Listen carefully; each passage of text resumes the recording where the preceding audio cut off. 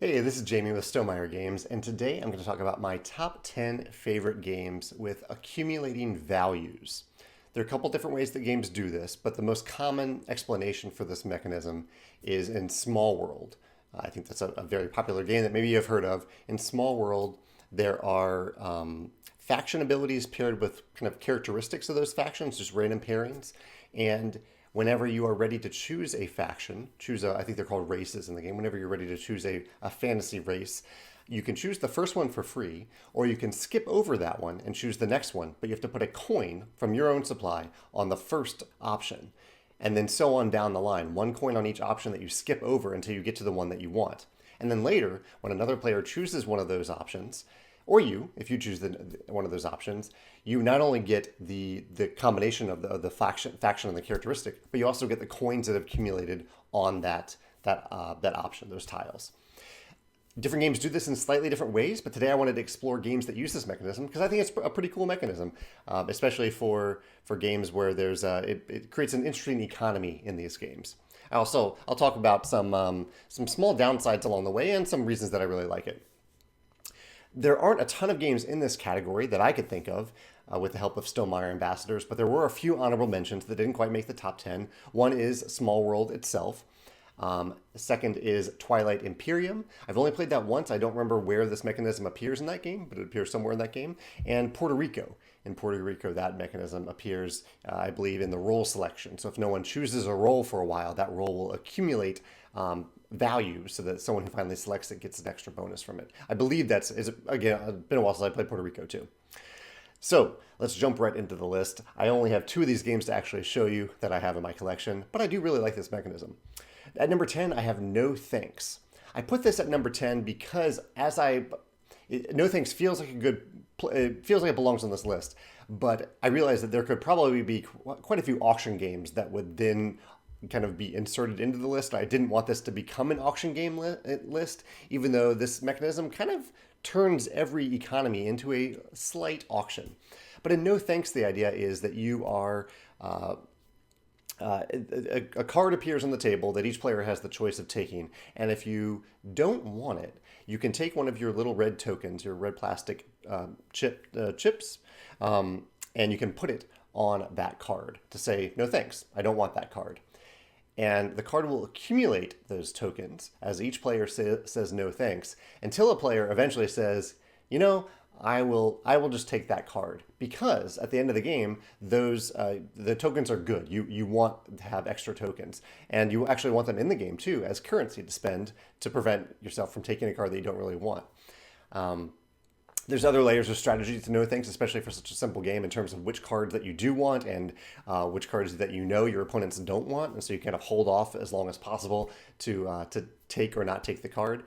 But I really like how this kind of distills this whole mechanism down to a game where these cards accumulate value and get more and more valuable until they become so enticing that even though you don't want the card, you want all the tokens that have accumulated on that card.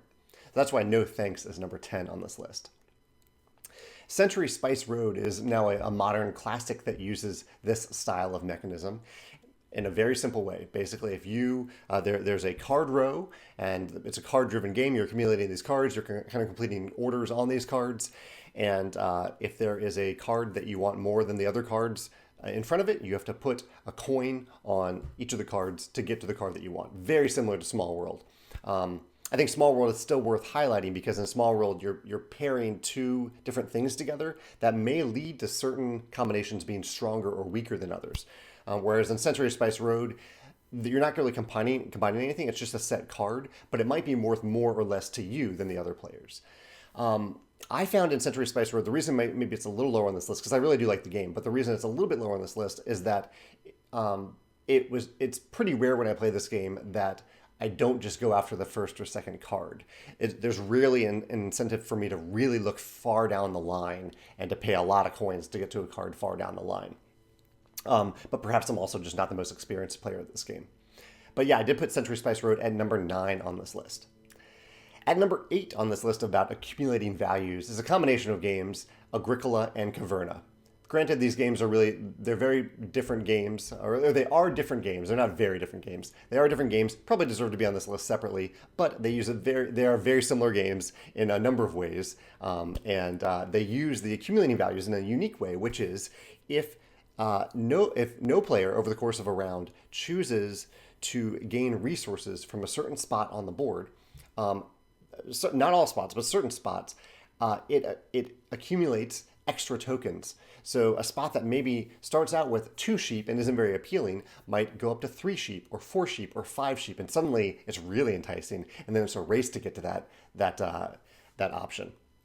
I think this is, again, a wonderful implementation of this mechanism that doesn't really require players to pay anything, or more so requires players to ignore actions until they're hoping to get them. And it also kind of puts extra emphasis on the first player token, because if a certain action has accumulated quite a few tokens, then you definitely want to be the first player in the next round so you can be the first to grab it. So that is Agricola and Caverna at number 8. And actually, while I'm here, I'll mention it on the next one. The next one is Dune Imperium. I didn't put this one high on this list. As much as I love Dune Imperium, I didn't put it high on this list because this accumulating values mechanism is just a small part of Dune Imperium. Basically, there are a few actions where you can gain I'm blanking on the name now, spice. You can get a spice from these actions. But if you don't gain the spice, if no one takes the spice, then at the end of the round or the beginning of the next round, you put another spice on that action, making it more enticing. It's accumulating this spice, this limited resource that's hard to get in this world. It's just a small mechanism, but I think it works well in Dune Imperium to make these actions a little bit more enticing over the course of the game.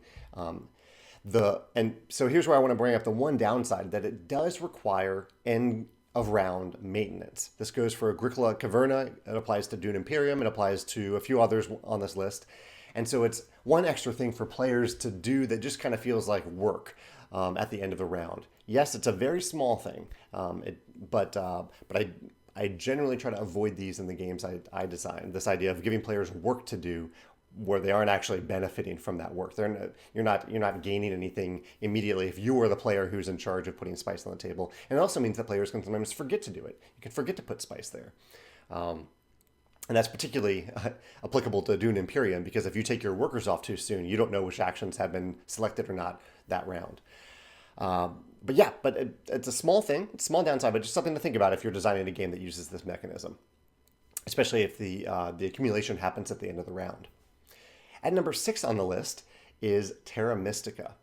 Terra Mystica uses this mechanism at the end of the round whenever you choose to pass. And so this is an organic way to integrate it into the end of the round.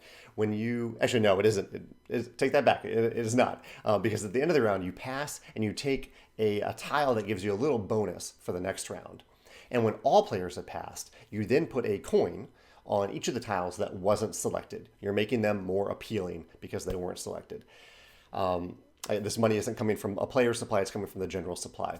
But again, I guess it does apply to this category of it's an extra bit of end of round maintenance. Usually one player is in charge of doing this. But I do like how it makes some tiles that may not be as appealing, because these tiles are randomized in Terra Mystica, makes certain tiles more appealing over the course of the game as they accumulate some of these coins. That's Terra Mystica at number 6. And number 5 is Aura et Labora. I didn't even think of this one at the beginning of making this list, but Aura Labora is another Uwe Rosenberg game. Uwe Rosenberg also designed Agricola and Caverna. I think there's the only other two on this list. But it uses a rondel with an accumulating mechanism on it. So it's kind of like Agricola, where if you don't choose certain spaces on the rondel, they accumulate extra resources that you can gain in the next round. And it's a pretty big part of the game, because the rondel is kind of the centerpiece of the game in terms of how you get resources in the game. And so instead of using a lot of separate action spaces that you have to maintain, it's very clear on the rondel which actions have had resources taken and which haven't. It's also just a lot of fun to play. Aura Labora was a huge inspiration for Charterstone in terms of village building. So yeah, Aura Labora at number 5 on this list.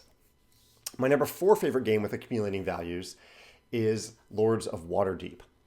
This isn't really the centerpiece mechanism of the game, but it is an important one, because one of the key aspects of Lords of Waterdeep is that players are constructing buildings, and some of these buildings maybe I shouldn't put it as high on this list, but some of these buildings use this mechanism where if no player chooses the building and chooses to place a worker on a building, it accumulates extra resources, extra cubes over at the end of the round so that it becomes more appealing in the next round.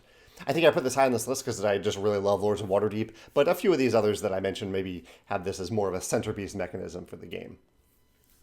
And number 3 is Architects of the West Kingdom. This one actually didn't occur to me at first, as much as I love the game in terms of this mechanism, but it's a game that I love, and as you select characters in the game, and maybe buildings too, definitely characters. Oh, this is one of the ones that I have, so I can actually look at the board. So here's Architects of the West Kingdom. It might be characters and buildings, but I definitely know it's characters. There's a row of characters, and if you want a character that isn't to the far left of the row, then you have to put a coin on that character, and so on down the line. So kind of the classic version of this mechanism. And I think it works really well. I think one of the reasons this mechanism works so well is that it really does balance out these cards. It means that you don't have to have perfectly balanced cards, especially if they are circumstantially better or worse at certain times during the course of the game, or circumstantially better or worse to different players. It allows players to value card based on what is important to them at any given time. It also provides this kind of organic economy to the game, which I really like. And I think Architects does that really well. The next 2 games make this a rather large part of the game, so I wanted to put them near the top of the list, and they are games that I really love. One is a very new addition to my collection, and that is Canvas.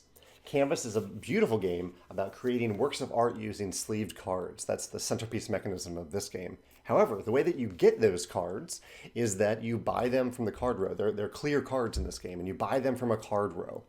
There's a downside I'll mention to this in a second, but it is a huge part of the game. And the reason I put it really high on the list is that this is probably the first game on this list that uses that mechanism of a card row where you're putting down cubes on coins on the things that you don't want. It's the first game on this list that uses that mechanism where I am actively looking at the cards, all the cards throughout the game, and not just buying the cheaper ones. That often ends up being my inclination in a few of these other games. Even though I love the mechanism, I might pay 1 coin, maybe 2, but I rarely look at the more expensive ones. But in this game, I really do look down that row because it's such a tight, short game. You are not getting a lot of cards in the game. And so every card you get is incredibly important, and you need it to work for the paintings that you're making. I thought that really elevated this mechanism. It made it a necessary piece to the game, really, really necessary. And so that's why I put it at number 2 on my list. At number 1 on the list is Castles of Mad King Ludwig. This is a game with a lot of stuff going on. You're placing tiles. You are doing I price you choose. However, a big part of the game, a huge part of the game really, as part of that I price you choose, is that you are probably going to if you are the master builder and you are choosing the prices of different tiles that will be available for players that round, you're probably going to price a few of those tiles so expensively that no one can afford them. Even you don't want to pay that much. And you do so because for every tile that isn't purchased, it accumulates a coin.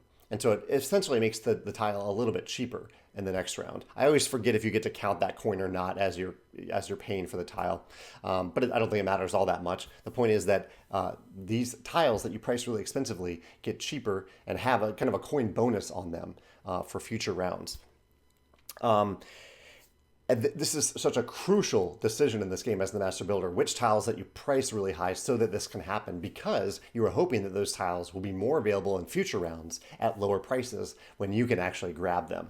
It's a really big part of the game, even though it's just a subtle mechanism that happens at the end of each round. And so it's a game that I happen to really, really love. So I wanted to put Castles of Mad King Ludwig at the top of this list for this mechanism. So you can see a pretty broad range of mechanisms oh yeah, I wanted to mention the one downside to the card row side of things. So the downside to doing this at the end of the round is that it's maintenance, it's extra work for players, even if it's just a little bit of work. The downside of the card row, though, is that you are constantly sliding cards over. You can never, almost hardly ever just shift one card or just replace a card. You're almost always sliding cards over and then replacing the card. And so it's almost constant work. Like in Canvas, wonderful game, but it is constant work where you're constantly moving these cards over and over again. I think it's kind of a necessary downside to these games because the benefits of having this accumulating values, or as BGG calls it, what do they call it? Increased value of unchosen resources. I think it's totally worth it. But something to keep in mind as you're playtesting, pay attention to how annoying it is for playtesters to actually have to constantly slide over those cards or constantly remember at the end of the round to add more resources to the pile on a certain action. Yeah, if I missed any games that use this resource or use this mechanism, I'd love to hear your thoughts in the comments. Or if you have maybe a top one or two, maybe three from this list that I mentioned, feel free to mention that in the comments as well. Thanks.